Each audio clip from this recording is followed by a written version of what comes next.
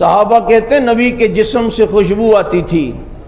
حضرت عمر نے فرمایا میں نے صدیق کے جسم سے بھی مشک و عنبر کی خوشبو سونگھی ہے.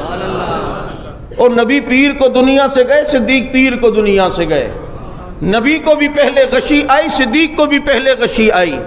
اور نبی کو ایک زہر یہودی نے دیا تھا. خیبر کی فتح کے بعد ایک یہودی عورت نے لا کر نبی کے سامنے بکری کا گوشت رکھا. نبی نے کھایا لیکن ایک دم نوالوں سے آواز آئی. نبی نے پھینک دیا لیکن زہر کا اثر چلا گیا. اللہ نے زہر کا اثر وہاں روک دیا. نبی کے ساتھ ایک صحابی حضرت بشر تھے، وہ اس سے شہید ہو گئے. ابو بکر صدیق رضی اللہ عنہ کو بھی یہودیوں نے کھانے میں زہر دیا.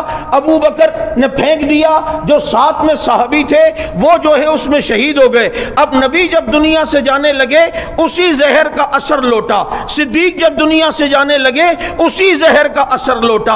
اور جب نبی آخری وقت میں جناب دیتے ہیں کیا دوائی صحابہ نبی کو دے رہے ہیں، نبی نے منع کر دیا. صدیق کو دوائی دی جا رہی ہے، صدیق نے منع کر دیا. نبی نے آخری وقت میں مسواک مانگا تو صدیق نے آخری وقت میں مسواک مانگا. رسول اللہ صلی اللہ علیہ وسلم کی تدفین جس وقت ہوئی اسی وقت صدیق اکبر رضی اللہ تعالی عنہ کی تدفین بھی ہوئی. جس چارپائی پہ نبی کو رکھا گیا اسی چارپائی پہ صدیق کو رکھا گیا.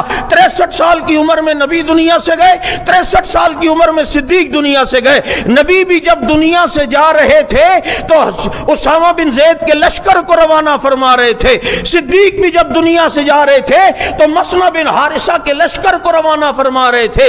نبی بھی دنیا سے جاتے ہوئے مصلی صدیق کے حوالے کر کے ایک طور پر اپنا خلیفہ نامزد کر رہے ہیں. حضرت صدیق اکبر بھی حضرت عمر کو اپنا خلیفہ نامزد کر رہے ہیں. اور جس روزے میں نبی کی تدفین ہوئی اسی روزے میں صدیق کی تدفین ہوئی. جس روزے سے قیامت میں نبی اٹھیں گے اسی روزے سے قیامت میں صدیق اٹھے گا.